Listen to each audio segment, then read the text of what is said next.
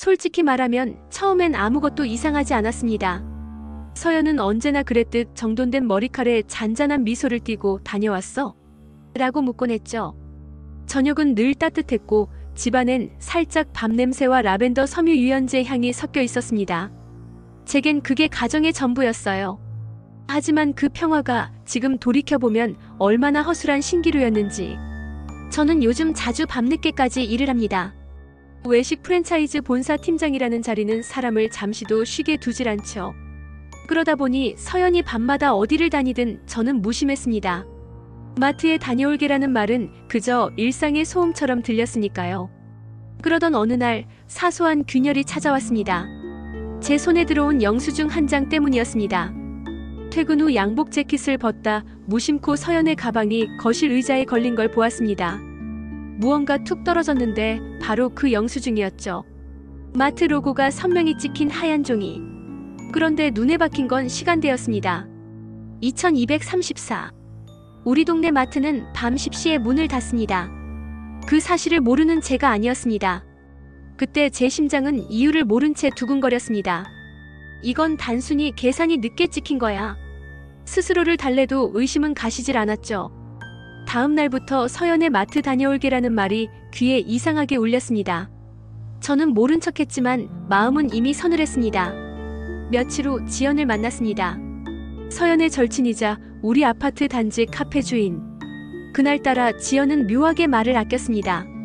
요즘 서연이 참 활발해졌어. 뭔가 재미있는 일 있나 봐. 그 한마디가 제 머릿속을 뒤흔들었습니다. 활발해졌다니? 서연은 늘 차분하고 조심스러운 사람이었는데 그 순간 지연의 미묘한 표정까지 제 의심을 키웠습니다. 저는 스스로에게 수십 번 말했죠. 의심은 죄악이다. 우리는 서로를 믿는다. 하지만 회사 야근 후 집에 들어서면 불이 켜져 있지 않은 거실이 유난히 차가웠습니다.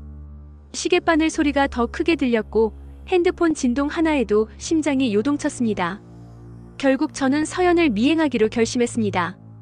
그날도 서연은 마트 좀 다녀올게라며 나섰습니다. 밤 9시 반. 저는 차로 천천히 뒤를 따랐습니다. 서연은 골목길을 돌아 마트로 향했지만 마트 입구를 스쳐 지나갔습니다. 저는 순간적으로 엑셀을 밟지 못했습니다. 그녀는 어둡고 좁은 뒷골목으로 사라졌습니다. 숨이 가빠졌습니다. 발걸음을 재촉해 따라간 끝에 저는 낯선 장면을 목격했습니다. 서연은 배달기사 도혁과 대화를 나누고 있었습니다. 마트에서 몇 번 본 적 있는 남자였죠. 검은 모자를 눌러쓰고 어둡고 깊은 눈빛을 가진 인물. 두 사람은 마치 오래된 동료처럼 자연스러웠습니다. 저는 한참을 서서 그들을 지켜보았습니다. 이제 곧 끝날 거예요. 도혁의 낮지만 단호한 목소리가 바람 사이로 들렸습니다. 끝난다니 무엇이?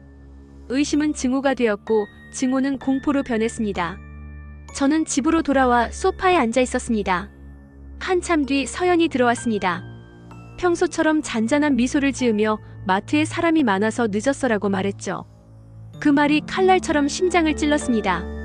다음 날 동네에 연쇄절도 사건 소문이 돌기 시작했습니다. 그 중심이 바로 마트 주변이었고 박 형사라는 이름을 들은 건 그때였습니다. 며칠 후 밤 저는 다시 서연을 뒤쫓았습니다. 이번엔 아예 폐점한 마트 창고까지 갔습니다. 서연은 도혁과 함께 창고 문을 열고 들어갔습니다. 문틈으로 스며나오는 희미한 빛과 속삭임. 저는 숨을 죽이고 다가갔죠. 그리고 그곳엔 또 다른 인물이 있었습니다. 박 형사. 그는 우리를 보자 미소를 지었습니다. 민준 씨죠? 놀라셨죠? 사실 서연 씨와 도혁 씨는 이 지역 절도 조직을 잡기 위해 협력 중입니다. 순간 머리가 하얘졌습니다. 절도 조직? 협력? 형사의 설명은 이랬습니다. 최근 아파트 단지와 마트 인근에서 고가의 물품이 연이어 사라졌고 CCTV에 잡히는 범인의 패턴이 일정했습니다. 서연은 지연의 카페를 오가며 수상한 인물들의 동선을 포착했고 도혁은 마트 배달 경로를 통해 정보를 모았습니다. 박 형사는 민간 협력자를 찾던 중 서연이 자원의 비밀리에 참여했다고 했습니다. 저는 그제야 서연의 야간 외출, 늦은 영수증, 도혁과의 속삭임이 모두 범인을 잡기 위한 작전이었다는 걸 깨달았습니다. 그 자리에서 서연이 제 손을 꼭 잡았습니다. 민준, 미안해. 말할 수 없었어. 당신이 걱정할까봐 하지만 우리 가족, 우리 동네를 지키고 싶었어. 그 한마디에 제 가슴은 무너져 내렸습니다. 그동안 의심으로 그녀를 몇 번이나 재단했는지, 얼마나 많은 차가운 시선을 보냈는지 머릿속이 아득해졌습니다. 집으로 돌아오는 길, 서연은 제 어깨에 머리를 기댔습니다. 우리가 함께라면 어떤 위험도 이겨낼 수 있어. 저는 아무 말도 하지 못했습니다. 다만 그녀의 손을 더 세게 잡았을 뿐입니다. 밤하늘엔 별이 총총히 빛났습니다. 그 빛이 그동안 우리가 서로에게 준 의심과 불안을 서서히 지워주는 듯 했습니다. 이제야 알았습니다. 사랑을 지키려면 믿음이 얼마나 중요한지, 그리고 한 사람을 제대로 이해한다는 것이 얼마나 깊고도 어려운 일인지.